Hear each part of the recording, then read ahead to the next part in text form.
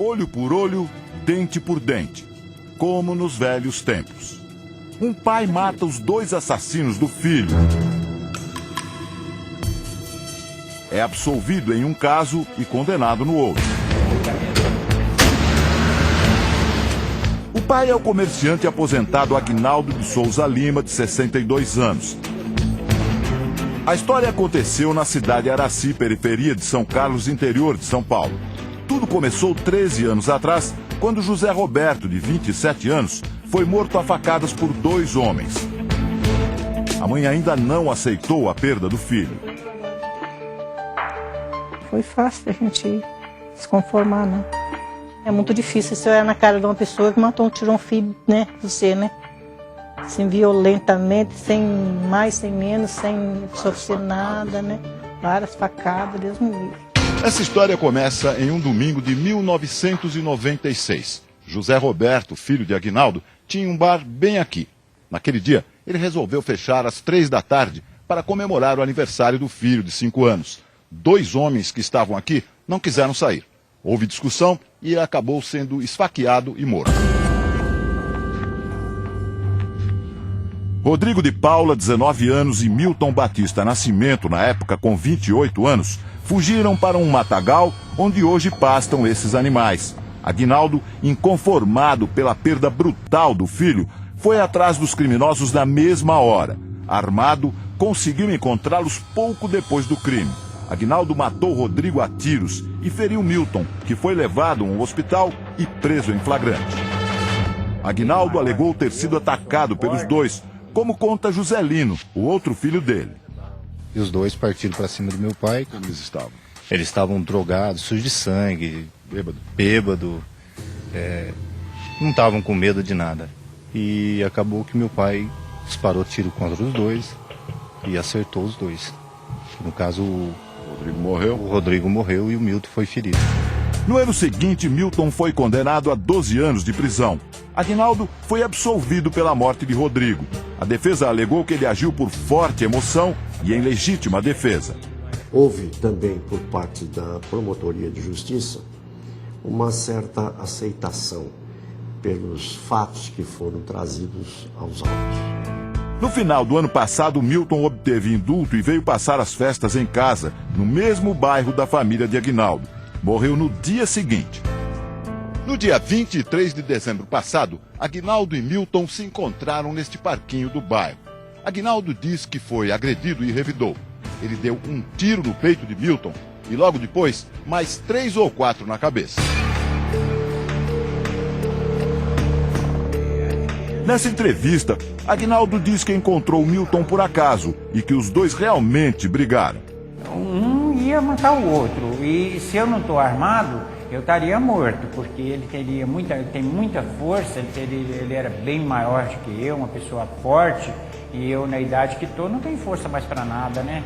O que eu espero é o seguinte, que a justiça entenda o que eu fiz. A mulher de Milton tem outra versão. Ela diz que o marido estava com o filho de 11 anos no parque e não começou nenhuma discussão. Aí ele chegou perguntando, que era meu marido que chamava o Milton. Ele falou, sou eu, sim senhor. Ele deu o primeiro tiro, aí depois do primeiro tiro que ele lutou com, sabe, ele tentou lutar com o Aguinaldo, não foi antes. Tomou mais outros tiros.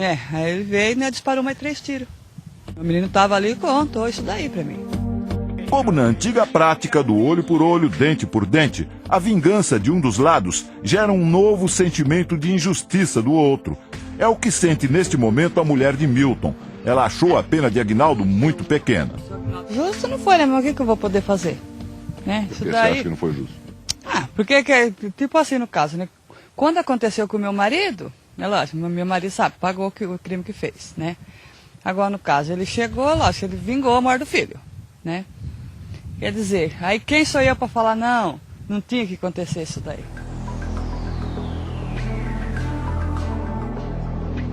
Esta semana, Aguinaldo foi condenado a 7 anos de prisão em regime semiaberto por esse último assassinato. Ele vai poder trabalhar fora da prisão durante o dia e voltará à noite para dormir.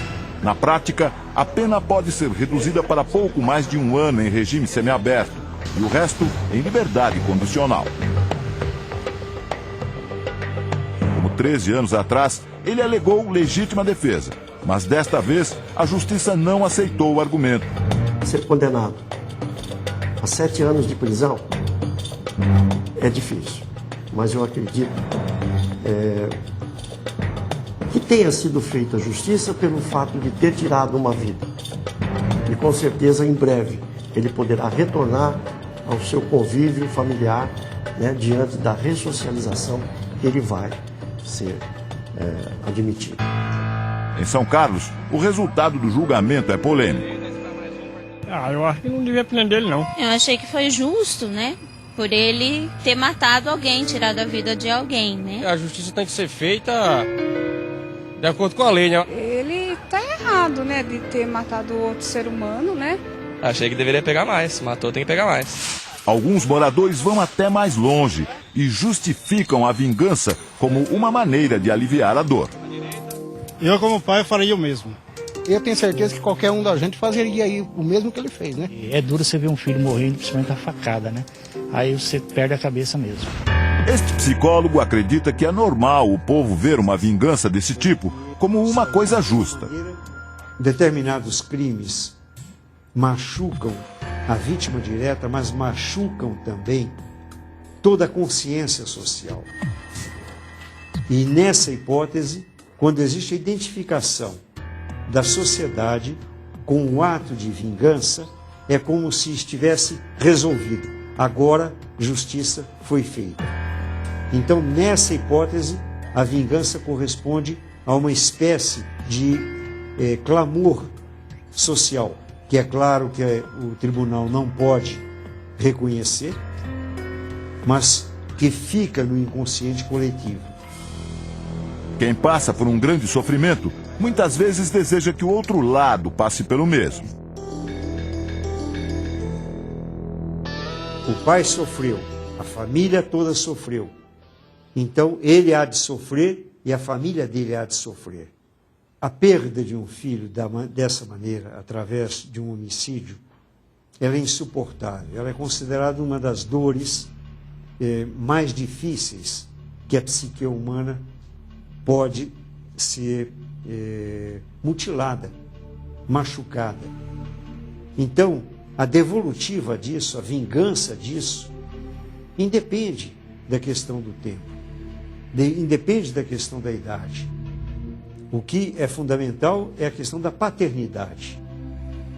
É o fato dele se vingar da dor sofrida e, nessa hipótese, provavelmente entra a fantasia de uma espécie de reparação. Só existe uma maneira de reparar o sangue derramado, é derramando o sangue do criminoso.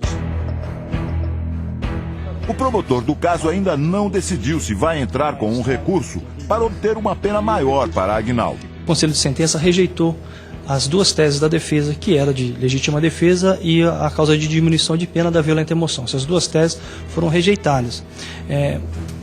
Também o Conselho de Sentença acabou afastando as duas causas de aumento de pena, que seriam a vingança e a surpresa, por 4 votos a 3, o que elevaria a pena de 7 para 12, 13, 14 anos de reclusão. Nós vamos pensar se é cabível ou não o recurso durante um prazo de 5 dias e depois, ao final desse prazo, nós vamos tomar nossa decisão. Para este advogado, mesmo uma pena leve serve para inibir a justiça com as próprias mãos.